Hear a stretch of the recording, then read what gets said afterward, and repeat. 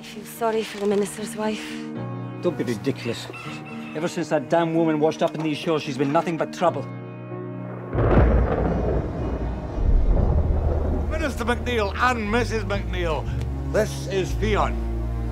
Pleased to meet you. You are very welcome.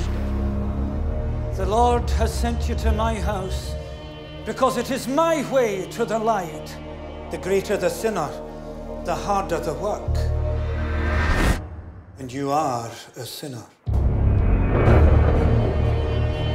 Don't you worry, my boy. I don't take everything here as gospel. I'm nothing but a slave! You are a failed woman, and you will rot in the belly of hell! How come you've been so nice to me? Because you have been nothing but nice to me. All I know is that I have to be here. You are going to pray for forgiveness! What's your excuse?